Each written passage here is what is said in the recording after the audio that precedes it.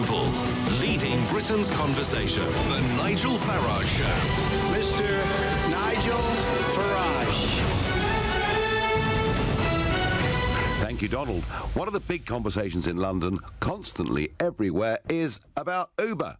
Are they doing a good job? Are they doing a bad job? Have they been good for competitive pricing, or are they destroying the traditional black cab and minicab industry?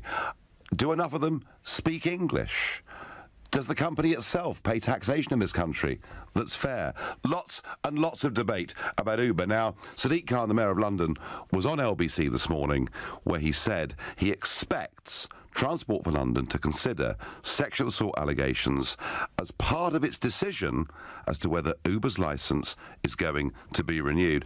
And this is on the back of police figures suggesting that last year Uber drivers were linked to 32 serious attacks. And it gets worse in a way because the Sunday Times printed a letter, or got hold of a letter, written by Inspector Neil Billany, head of the Metropolitan's taxi service, and he actually said that he'd been made aware of criminal activity that had not been reported to the police. And there is the case of one driver who was alleged to have conducted a sexual assault.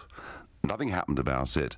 He then is alleged to have conducted an even more serious sexual assault. So there are questions about standards. There are questions about what it's doing to London as a whole. There are questions about what it's doing to London's black cabs. It's something that is not just, though, confined to London, because Uber operates now in 20 cities all over the UK, including London, Leeds, Edinburgh, Belfast, Cardiff, Sheffield and Newcastle. There are 40,000 licensed Uber drivers in London and 120,000 of them across the whole of the country. Now, for some people who want to drive part-time, probably being an Uber driver is quite handy, because you can work whenever you want to, you turn on the machine and the business comes to you, or in some cases doesn't come to you. Often they have long waits. So I do understand for some people being an Uber driver is quite an easy way of earning some money on the side. But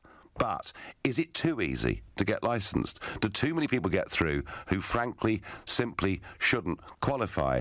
And have Uber really perform their role in terms of corporate social responsibility in making sure passengers are safe? And are they paying their fair share of tax? Are they benefiting the economies of London and all those other cities? So I want to know from you, do you think that Uber has been a force for good or not? If you think they've had a positive impact on the cab trade, then call me on 0345 60 60 973. If you think they're driving down standards and damaging the industry, then text at 84850, and you can tweet using the hashtag Farage and LBC at LBC. And I want to hear from passengers, Uber drivers, minicab drivers, black cab drivers, any of you involved with this. Let me know what you think, and equally, you can, of course, watch this show on Facebook Live from here in London. I have to declare a slight interest in this, in that, I am a supporter of the London Black Cab charity for military veterans, and I support them, and I was in Normandy with them earlier this year. I was in Biggin Hill with them just the other week, and they go round and they pick up, veterans and take them to reunions and things like that, and they have their day at Southend for underprivileged kids. So I am a supporter strongly of the London taxes. Having said that, I've used minicab firms, and equally I've travelled on Uber as well. And I have to tell you, not all of my experiences of Uber were bad. Some of them very good. Some of the people that picked me up were very chatty, interesting, but I have to say once or twice I've been with people travelling in Uber. It's perfectly clear the person driving the car had no knowledge of the English language, no knowledge of London whatsoever, and was simply going on the sat-nav. And I thought, this is pretty poor. Now, this subject has motivated Edward from Barnet, who's never called LBC before in his life. Edward, good evening. Hello there, Nigel. Yeah, just about the Uber thing. I mean, I use them quite a lot. Yeah. And for price, it's very cheap. I've got first-hand experience of an actual Uber driver because I work with one. Yeah.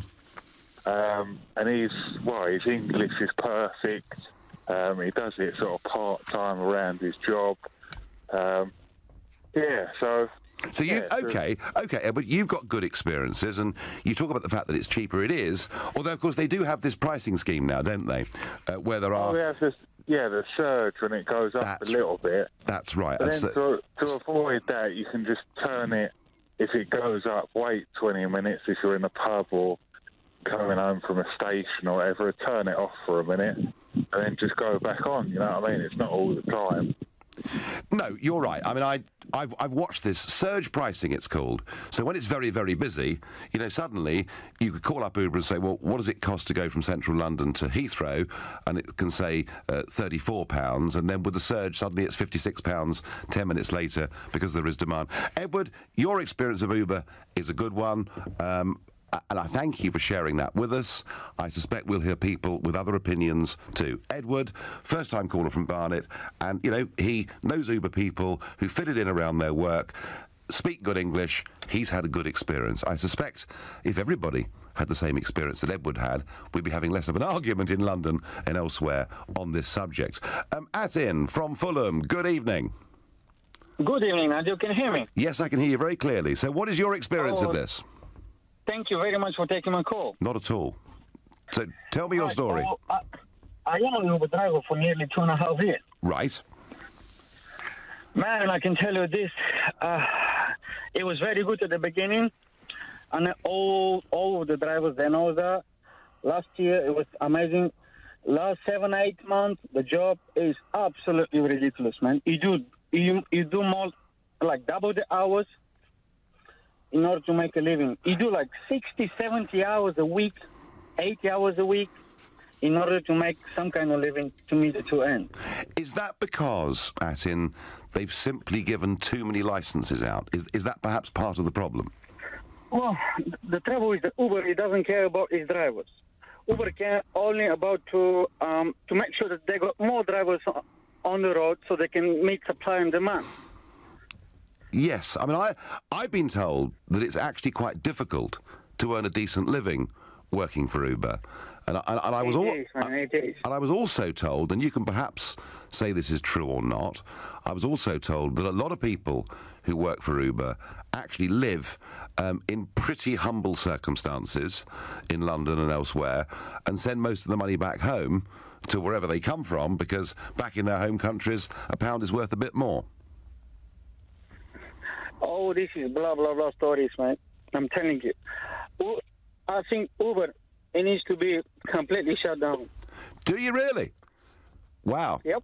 Okay. Well, do you know what, Atin? This is you're a first-time caller as well, aren't you? This is interesting. Yep. Right. So it's not working. It's not what it was. It was okay. It's gone wrong, yeah? It's not safe. There are people who literally live in their cars.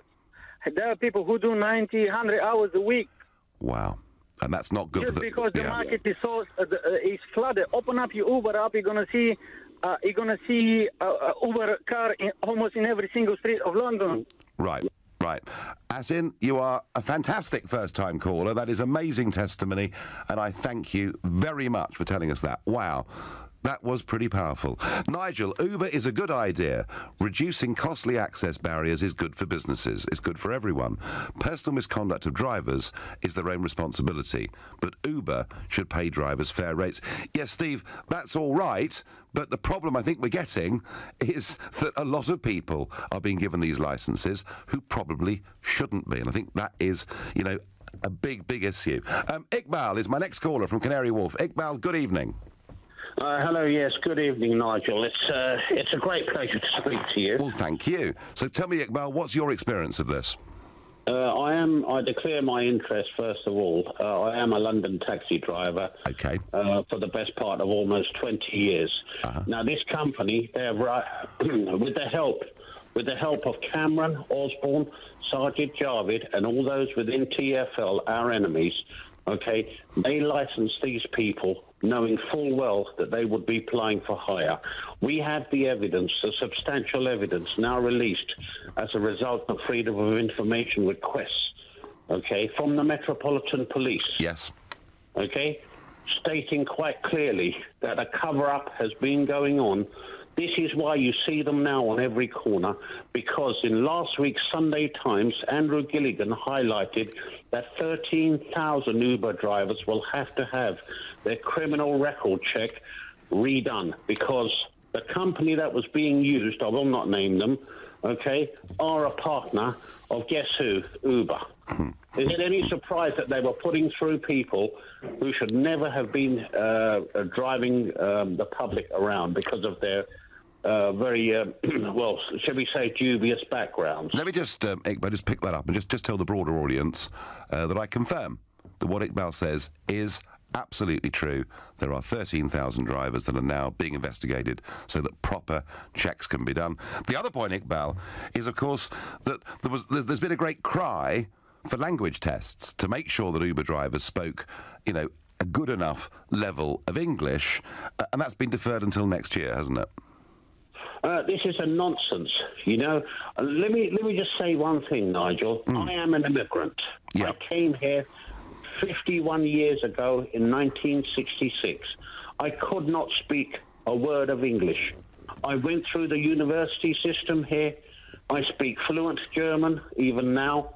Okay, if I can do it, and of course I did the knowledge, and I did it, of course, in 14 months. Did you? Because I'm told the knowledge takes sort of 3 or 4 years in most cases. Yeah. Well, I devised my own system, Yep. and I got through it because my 2 younger brothers said, "We think you'll get out quickly. All right, go for it." And I then sat down, had a look, thought, right, this is just like a degree. This is what I've got to do, and I've got to take the bull by the horns. Well done, you. Now, this is not about me. This is not about me.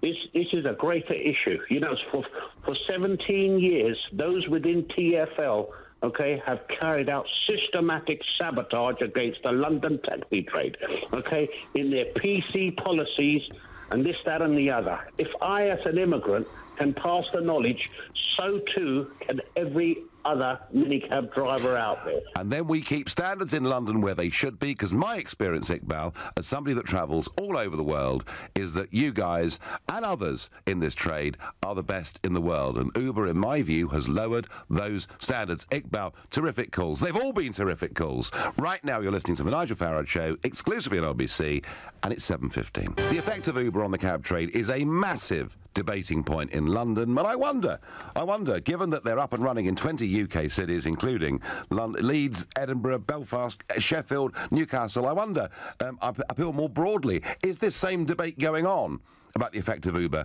in other parts of the country? I'd love to know.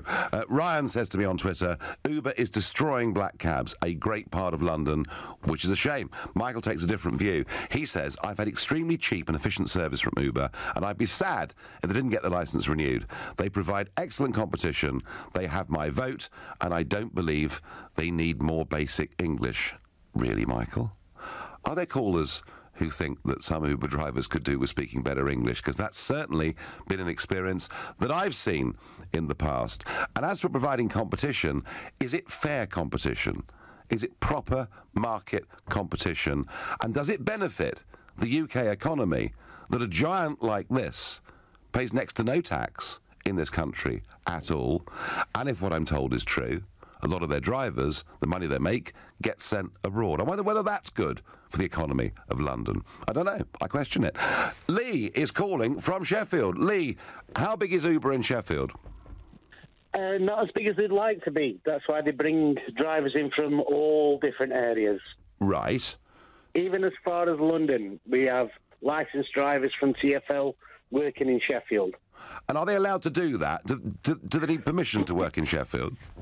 Well, the irony is that everybody hides behind the triple licence rule, but no authority is prepared to challenge that in court. Right. They all agree off the record that it shouldn't happen, but they all want to look after the pensions and actually put the name to a cheque to take it through court and make it happen. So, Lee, tell me, do you work in this trade? I certainly do, 23 years. So what do you do, Lee? Explain. I'm a private hire driver. Yep. I used to own a company. I manage a company. I'm a chairman of an association to protect drivers. Okay. I do a fair bit. Okay. So, come on, tell me, is Uber damaging the cab trade and lowering standards in Sheffield, in your opinion? 100%. Or are you scared of competition, Lee? No, far from it. We love competition. Competition is what keeps everybody on the toes, both the owners of companies and the drivers themselves. What we don't want is someone like Uber that goes to various naive, shall we say, licensing authorities, help them on how they can make it easier and streamline drivers to apply, just like the TfL that ended up with 13,000 drivers with, shall we just say, inadequate DBS checks. Yeah. And then they take those drivers, licensed from, I'll use Wolverhampton as an example, because that's their new little nest of bees that are floating around the country. Yeah. So they take Wolverhampton, they convince them that they can help them and do it better. They then get a massive influx, 466% increase in private hire drivers over the last 18 months in Wolverhampton. The Labour councillor for Wolverhampton, Alan Bolshaw, actually stated in a local paper stating that don't worry about all these drivers because they won't work in Wolverhampton. Right. So, we have all that involved. By the way, if you are listening, Mr. Bolshaw, 3 times I've asked you to reply to the email and you haven't. But that's by the by. It is by the So by. we have all these I know you drivers. enjoyed it, Lee, but it is by the by. But tell me, I mean, so do you think that TfL are going to have the guts to say to Uber, your standards are too poor, you haven't, vetted people properly, you haven't dealt with serious allegations against your drivers properly? Do you think TfL will take their licence away or not? TfL, with the evidence against them right now, are not fit for purpose, and neither is any person that is holding a senior position in that company. Okay, Lee. If it was anywhere else, Lee, you've made your view of TfL, as indeed Iqbal did before the break, very, very clear. I thank you for your call and the view from Sheffield. Interesting, isn't it? Point Lee makes. You get licensed in London or Wolverhampton and flood in to another city somewhere else. And please, in the interest of balance, anyone's listening from TfL and wants to come back on the points those callers have made, we would love to hear from you, because the pressure's on you, TfL, and indeed, if anybody, anybody in a position of responsibility at Uber would like to come on and talk about these issues, and in particular my question about tax. I'm really interested in tax. It's a giant company and doing all this business. I mean, hundreds of thousands of journeys in London every single year being done by Uber drivers. Why are you not paying your tax here? I really think that's a fair question. Tim from Mayfield in Sussex, which I can't imagine, Tim, is full of Uber drivers, but maybe it is. No, it's not. Okay. To be blunt. Hi, Nigel. Hello. Basically, so I run a data science business, and we've been looking at the data associated to the reductions in crime through the introduction of night tubes. Yes. And demonstrably, it's had a huge impact on antisocial behaviour and associated crimes.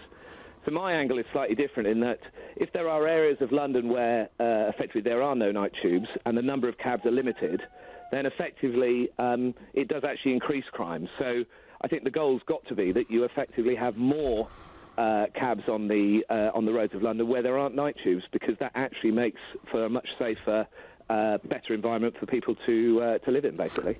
Tim, I understand the argument that you're making, and you're talking perhaps here about, out in suburbia a bit more, where there aren't tube lines and certainly not night tubes, and I'm following this through. But Tim, for your argument to work, it means that Uber, or whoever is providing these drivers, has to vet its own people properly and has to deal with, whether it's violence or sexual misbehaviour, has to deal with that stuff seriously, yeah? Yeah, absolutely. So, but there are two different instances.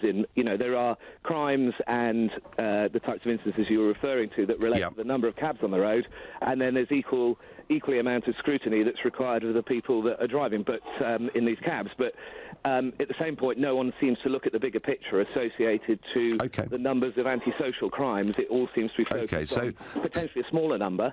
So the night tube, Tim, has been a good thing, yeah? Yeah, absolutely. I mean, there are, depending on where you want to look at, but in places like Soho, for example, there's been a reduction in antisocial behaviour and associated crimes by over 30%. Wow. Since the introduction. Wow, now that really, that is, I didn't know that. That's really interesting. And Tim, just a quick question for you before we move on. Would you say to your teenage daughter that you were comfortable with her catching an Uber in the middle of the night somewhere in London? Well, because I'm such a good father, Nigel, I'll probably pick her up. Right. I thought you dodged that really well, Tim, as somebody in the industry. Thank you very much indeed. I get an anonymous text here that says, as a female, I don't feel safe using Uber. The one time I nearly did was when I was desperate to get home, no other option, and drunk. Sobered up very quickly. OK. Dave in Dudley. Hi, Nigel, how you doing? I'm doing. So we've just been hearing about Wolverhampton and lots of Uber drivers being licensed there, which is just down the road from you, isn't it? It is just down the road. Well, I'm actually kind of more from Dudley way, so we don't kind of get them over this way that much. Right. The kind of pros and cons about Uber is, at least, when I've had a skinful, I've got a good idea of how much I'm paying in taxi fare. Right. Where when I've gone to a taxi rank and they're charging 3 times the amount, like they're charging £30 for a £10 journey, only because they know that I've had a skinful. But I know Uber, at least you can see what you're paying for that journey. You can see where your taxi is, and you can see who the taxi is. I mean, I've got into a taxi, and the taxi licence has not been that person in the taxi. I believe that the rules and regulations around Uber need to be tightened up a lot more, and it needs to be looked at for them to continue with their licence. But everybody hates a little bit of competition, and I think that's what's happening in the black cabs. So basically, Dave, Uber are subsidising your lifestyle, is that right? It means I can watch my pennies a little bit more. Yeah. And the amount of times I get in a taxi and they say, how much do you normally pay? Yeah. I haven't got a clue. We find out from A to B. I mean, I was out last night, I had 3 taxis last night, and every conversation with the taxi driver was, how much do you normally pay, mate? Well, when they start saying to you, it's going to cost you £30 to go from A to B. So a bit of competition. A bit of competition, and we're talking about Dudley, and that may be different to London, because I feel in London, even before Uber came, Dave, there was a lot of competition because you had 21,000 black cabs, but against that, lots and lots and lots of private hire cabs. But Dave, thank you. And Dave, who likes an evening out and sensibly gets a taxi, it sounds like a good job too.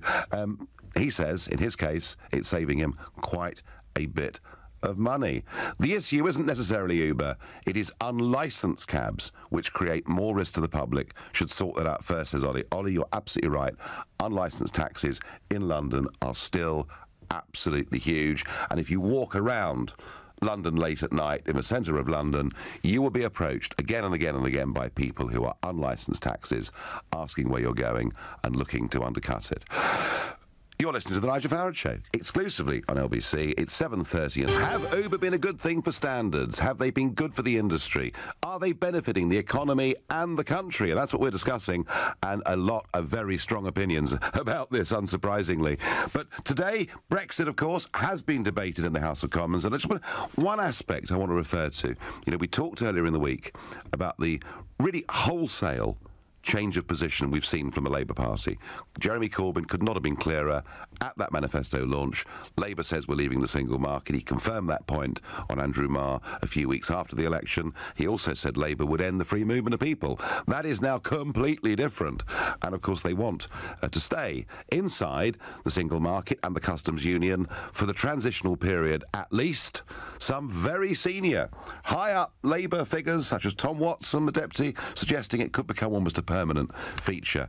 And I said the other night that I thought there'd be a backlash. I felt particularly in the Midlands, in the North and in South Wales, and across the country as a whole, probably somewhere between 4.5 and 5 million people who voted Labour in this year's general election had voted for Brexit. And I think there may be a price to pay. Well, we are seeing some opposition. Former Minister Kate Hoey, MP for Vauxhall, told the Brexit Central website to vote against the repeal bill is to vote against the will of the British people. Labour cannot appear to be attempting to scupper Brexit.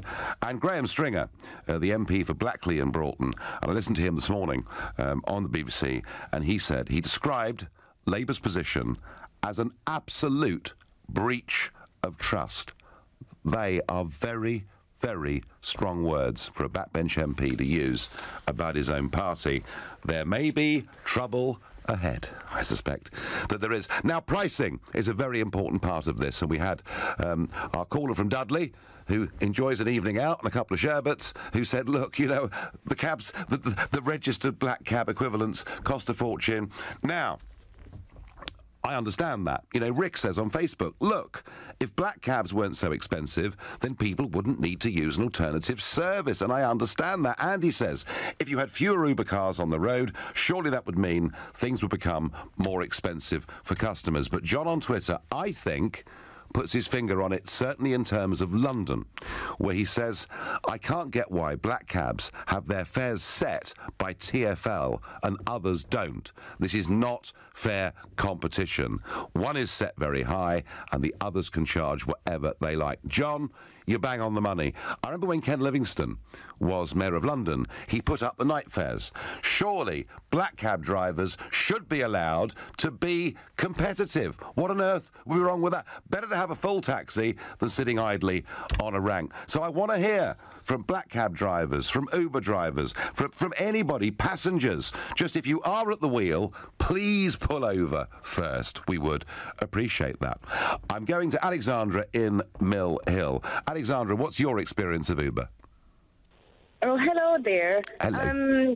Hi. So I'm basically calling because, like, I work in London, and of course I live outside of London. Yep. And during the evening, for example, it actually saves our lives. Like myself, my colleague, we are able to actually afford to stay more than one evening a month outside and go home safely. So, but Alexandra, yeah? Alexandra, isn't Mill Hill isn't it the Northern Line that goes to Mill Hill? Yes, but sometimes it's not actually really near to the tube station. So Right. it's actually quite far. So even if I would take the tube, I would have to take the bus or whatever. So it would take quite, and it's not very safe, to be quite frank, during the evening, especially that when I go out, I come back by myself.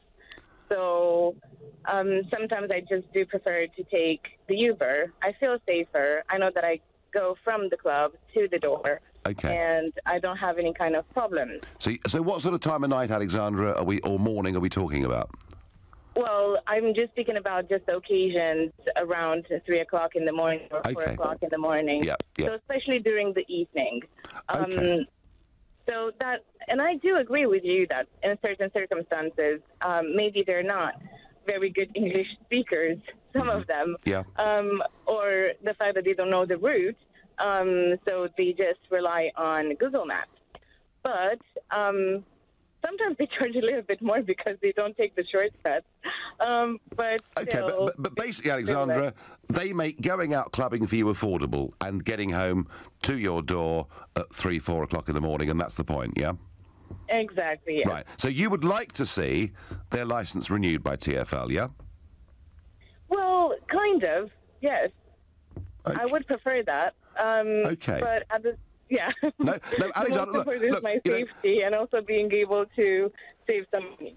Yeah, no, Alexandra, you know, you're the second caller tonight that said, look, this is about price. The other fella from Dudley, well, he wouldn't be able to go out so much, would he? If he was being charged, he said 3 times as much by other cabs. Alexandra, another first-time caller from Mill Hill, thank you. So she lives quite a long way out of central London. I would guess from Piccadilly Circus, Mill Hill would be 10, 11, 12 miles, something of that order. And she's saying, you know, she can actually get home for a reasonable price at 4 o'clock in the morning or whatever it is, and get to her door.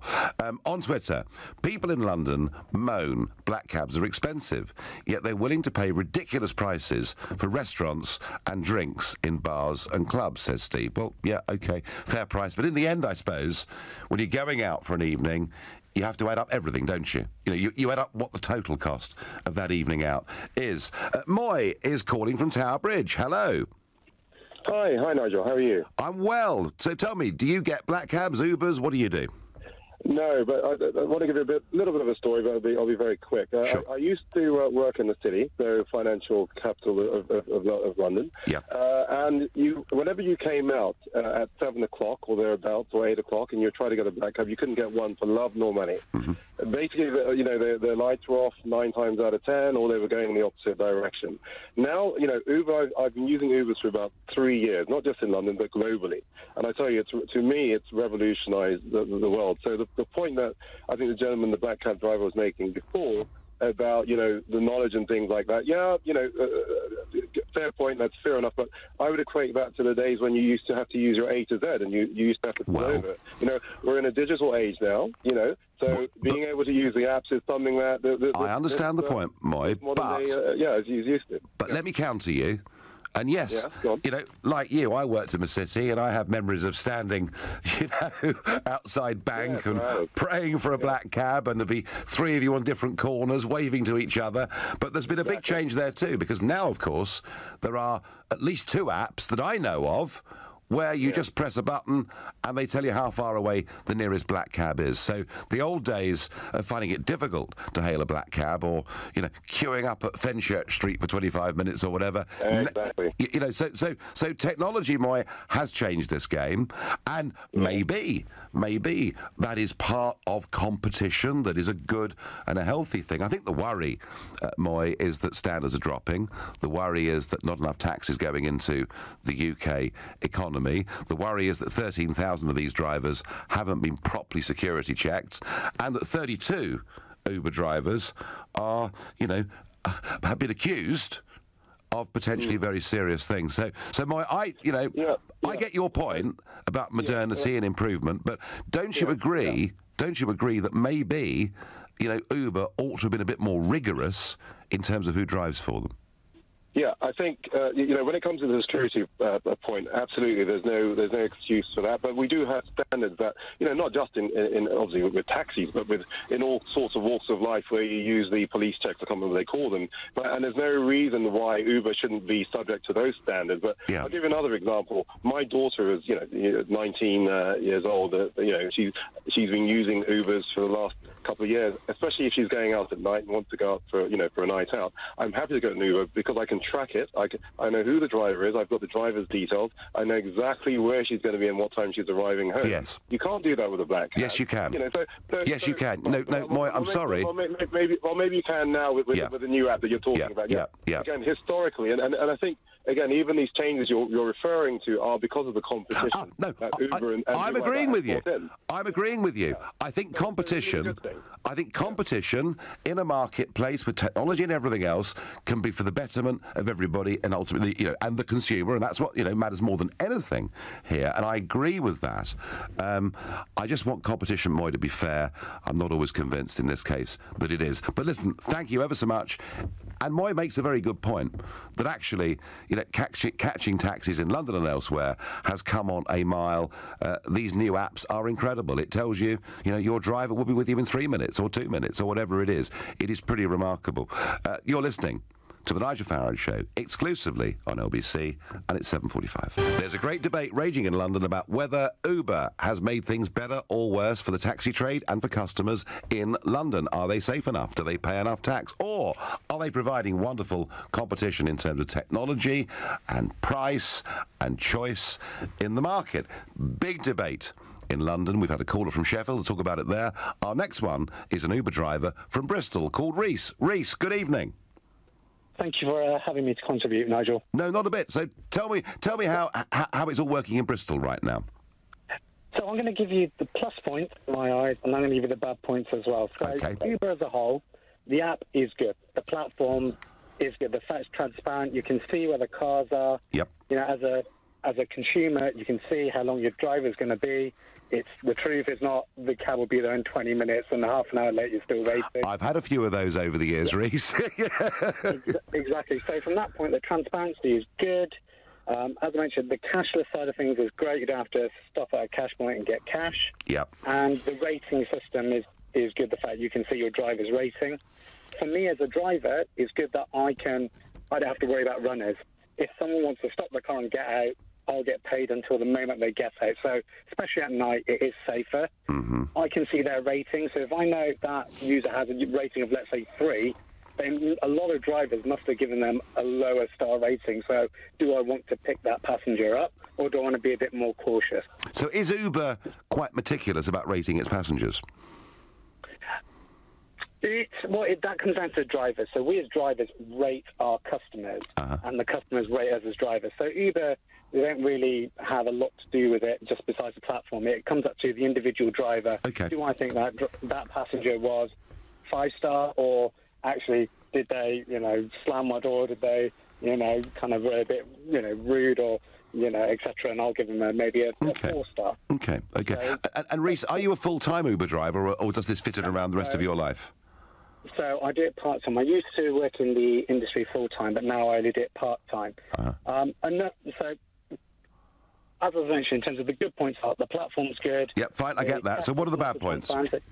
Right, bad point number one. When I used to work with a traditional firm, I used to give them a weekly commission, if you like. It was about £170. Once I'd paid them £170, that was it. With Uber, there is no cap. I could pay them 200 quid, I could pay them 300 quid, I could pay them 500 quid. Is it 25%, Reece? That is correct. For me, it's 25%. For other people, maybe a bit more, a bit less. Okay. They're always earning. There's no cap.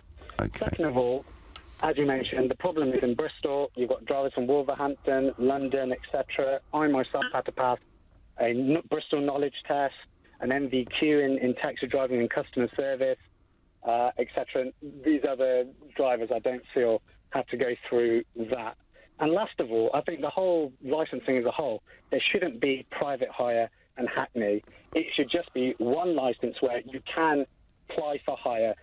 This is where the confusions come in terms of it should just be one license. You are a taxi driver. Okay. Private hire, Hackney, there shouldn't be the difference. Where would that leave the London black cab driver, Reece? Well, this is what I'm saying. It should be the highest standard. So everyone should be a Hackney driver, and you should have to go through that standard and be the best possible standard. Okay. Not be able to be a private hire driver. No, there's a big suggestion there from Reece, and I thank you for that. And I take your points. And yeah, I've met Uber drivers who say, actually, if we did this full time, we couldn't possibly bring up, 2 kids and pay a mortgage. It just wouldn't work. But your point about the apps and technology, Reece, I take those points, but equally, I'm seeing the black cabs in London have all of those things too now, including contactless, which I think is now in every black cab in London. Reece, thank you very much for your call and your experience. And again, the point that's being made by Reece is that he believes that Uber drivers in Bristol go through quite rigorous testing. It does seem, from what we've heard from Bristol and what we've heard from Sheffield, and what we've heard from callers from London, that there are some big questions for TfL to answer. I'm trying to be fair about this, but there are some big questions for TfL to answer. And, with just a few weeks to go before this licence renewal is up, this debate is not going to be going away. Michael, you're a minicab driver from Bexley Heath. Good evening. I know. Hello there. So what is Uber doing to the industry? It's destroying it. Essentially, as a minicab driver for a local firm in South East London, I've gradually over the last 6 years, since Uber has been introduced, has just seen the workmanship and the standard of driving deteriorate among minicab drivers. The problem with Uber is a lot of drivers get fed up with Uber, and then they decide after a while, I'm going to go to a minicab firm, a local minicab firm, and then over their poor driving skills to a local minicab firm, and it gives local firms a bad name as well. In regards to, say, driving standards, I mean, I've seen guys overtake buses and cause accidents with people in the back of their vehicles. It's madness. I can't understand how TfL are allowing this company to get away with what they're doing. They must be lying in their back pockets. Well, that's a big call, Michael, and I have to be a little bit careful about that live on air. But so we'll pretend that wasn't said. But you're deeply unhappy with TfL, and are there too many Uber drivers in London or not? Wait, for example, Nigel, I work majority of the time around Bexley Heath on a Friday, Saturday night. I don't know if you know the area. I do, yeah. South East. We have a lot of bars and clubs, and if you drive down Bexley for a midnight, on a Saturday or Friday night, the whole street is lined up with Uber drivers waiting for fares. It falls in absolute mayhem, and they're just causing so many problems. I can't see an end to it unless TfL. Well, there might be an end to it, Michael. I mean, when this decision comes next month, should TfL withhold the licence and have a complete rethink on this, in your opinion? Oh, absolutely. Fine. Yeah, absolutely. Fine. They're detrimental to us. They're detrimental to black taxis. It's a joke. OK. No, Michael, thank you. Strong opinion there. Now, Raymond on Facebook is going to drive any of you out there, whether you're black cab drivers with an opinion, and I've never met one that didn't have one, mini cab drivers, Uber drivers, prepare yourselves for a horrible shock. Because Raymond says, bring on driverless Google car. Oh dear, that's gone down well, hasn't it? But hey, we're talking already, aren't we, about testing lorries on British motorways, a convoy of 3 lorries without drivers. So, Raymond, your point at some stage before too very long will be talked about. Srini says, so black cab drivers never been involved in criminal offences. Yes, they have, and the Mayor of London did talk about that this morning, but actually, the numbers were, almost non-existent. The Uber numbers were very much more worrying. And nobody should ever say of any group of people they're all good or they're all bad, because that'll never be the case. But in general, my experience as somebody who's travelled all over the world, I think that our black cab drivers in London are certainly the best that I've seen and the most knowledgeable that I've seen in the world. That's my experience. Mark says, in life, all good things come to an end. In this case, it's black cabs. Too expensive. Mark, I think we all agree they are very expensive. But many of us, of course, wonder why the fares are set so high by TfL in the first place. So money, money, money, it's important. Nigel, surely the black cabs can charge less than what's on the meter. That's the maximum price. So if they want to charge less, they can, says Steve from Canterbury. Yes, Steve, they can. But the customer, when he gets in the car, sees a meter and sort of kind of expects what he's going to get. So I think, maybe you could say to a black cab, if I'd missed the last train home from Charing Cross and I could haggle with a black cab to get me back home, I say if, I did it many times, years ago when I was young. Josephine from Crouch End is our last caller this evening. Good evening, Josephine. Hello, Nigel. How are you? I'm well. So what do you think? Standards up, standards down? Listen, I'm from a North London girl. I'm 60-odd years of age. I've lived in Islington all my life. And when I used to go out in my teens and 20s, and all we had were black cabs, they were the bully boys. They had everything sewn up. When we come out of clubs in the West End, they would be toe-to-toe in Regent Street, picking and choosing their fares with their lights off. Oh, I'm not going there. I can't go there because the fares weren't good enough for them. They don't like it because people are undercutting them, and they don't like it. Well, Uber, I can sit in a restaurant, my bill comes, I'll order an Uber, and the time I get to the door, it's there, and it's a fair price. I don't want to talk to the cab driver, so I don't really care if he speaks English or not, to be perfectly honest. He takes me home, he drops me off, I get out, and that's the end of it. All right, brilliant. You're a satisfied customer. Brilliant. You're a satisfied customer. Absolutely. And you think this is progress, yeah? They've got all their cars are good quality. They don't turn up like mini cabs in old wrecks and, take you all around the houses. The price is set.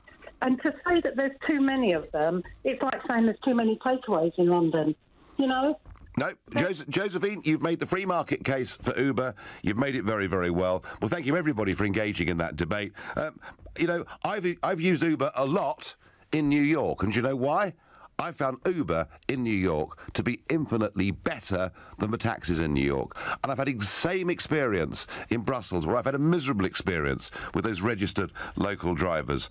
I worry in London that standards are going down and that it's not genuine competition. You've been listening to the Nigel Farage Show here on LBC. I'm back on Sunday with my new show from 10 a.m. till 12. Do join us. Coming up at 10, it's Ian Collins.